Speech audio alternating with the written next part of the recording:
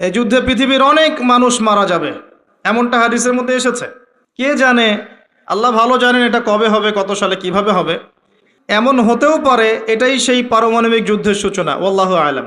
কারণ তারা শুরু করেছিল চাইনকে কেন্দ্র করে, সেখানে পারে নাই। কেন্দ্র করে চেষ্টা করেছে একটা মহাযুদ্ধ লাগানোর, পারে নাই। সিরিয়াকে কেন্দ্র করে প্রায় হয়েই গিয়েছিল, এখানে অনেকগুলো দেশ ইনভলভ হয়ে গিয়েছিল, কিন্তু নিউক্লিয়ার যুদ্ধ পর্যন্ত যায়নি।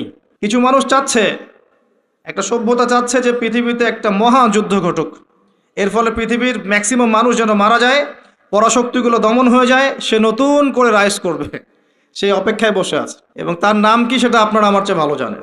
প্রথম বিশ্বযুদ্ধের পরে একটা কান্ট্রি বিশ্বের রুলিং স্টেট হয়েছে, দ্বিতীয় বিশ্বযুদ্ধের পর আরেকটা কান্ট্রি বিশ্বের রুলিং স্টেট হয়েছে। এখন অন্য কোনো রাষ্ট্রকে যদি পৃথিবীর শাসন রাষ্ট্র হিসেবে আত্মপ্রকাশ করতে হয়, তাহলে বিশ্বে আরেকটা বড় যুদ্ধের দরকার আছে। জ্ঞানী মানুষ ইশারা বুঝবেন, তারা এই চেষ্টাই করছে। এভাবে বিশ্বের পরাশক্তিগুলোকে তারা লড়িয়ে দেওয়ার চেষ্টা করছে, এবং পিছন থেকে তারা দাবার গুটি চালছে, তারা সামনে আসবে না। এগুলো তারা বুঝবে যাদের দু চোখ আছে, খিদর আলাইহিস সালামের মতো। তারা বুঝবে না, লাহুম কুলুবুন লা ইয়াফকাহুনা বিহা ওয়া লাহুম আযানুন লা ইয়াসমাউনা বিহা ওয়া লাহুম আ'য়ুনুন লা ইউবসিরুনা বিহা উলাইকা কাল আনআম বাল হুম আদাল। এই শ্রেণীর মানুষ এগুলো বুঝবে না। আল্লাহ সুবহানাহু ওয়া তাআলা পবিত্র কুরআনুল কারীমের মধ্যে একটা সংক্ষিপ্ত এবং সারগর্ভ সূরা নাজিল করেছেন, তার নাম সূরাতুল আসর। আল্লাহ পাক এই সূরার মধ্যে মানব জাতির সাফল্যের, ইহকালীন কল্যাণ আর পরকালীন মুক্তির 4টা মৌলিক কাজ বলেছেন, যেটা আপনারা অনেকেই জানেন।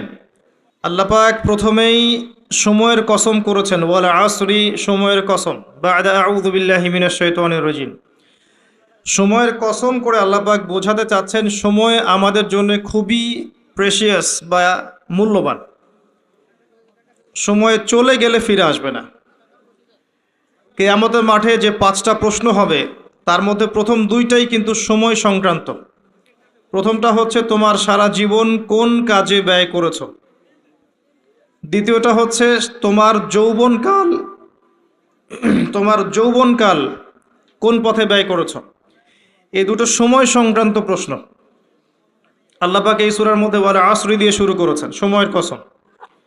একই সাথে আল্লাহ রাব্বুল আলামিন সময়ের কসম করে আমাদেরকে অতীতের দিকে তাকাতে বলছেন।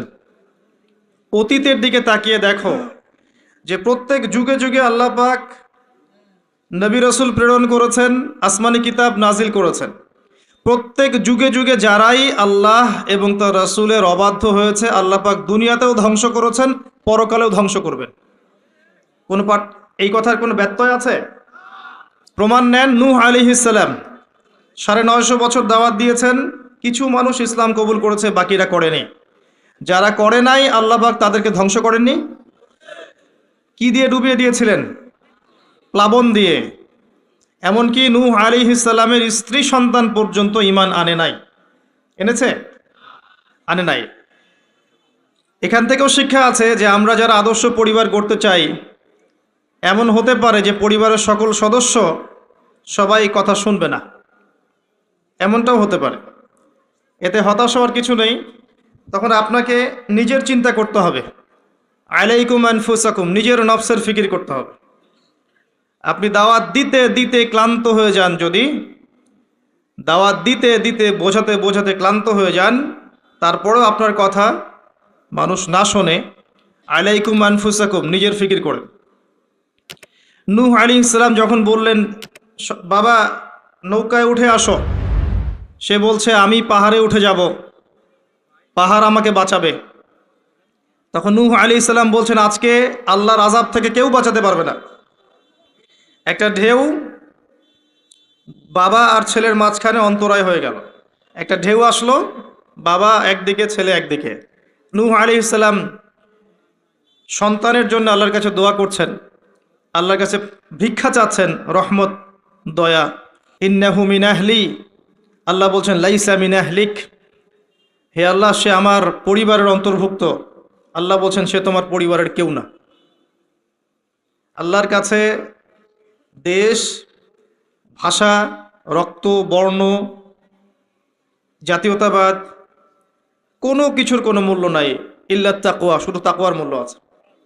যে ঈমান এনেছে, আকীদা পরিশুদ্ধ করেছে, আমল ঠিক করেছে, তাওহীদ শিখেছে, সুন্নতে থেকেছে, আল্লাহকে ভয় করেছে, সাধ্যমতো আল্লাহর দিনের পথে কাজ করেছে, দিন প্রতিষ্ঠার চেষ্টা করেছে, ইনশাআল্লাহ জান্নাতে চলে যাবে। আর যে হোক না কেন, একজন নবীর স্ত্রী হোক না কেন বা কোনো নবীর আত্মীয় হোক না কেন, যত বড় মানুষ হোক না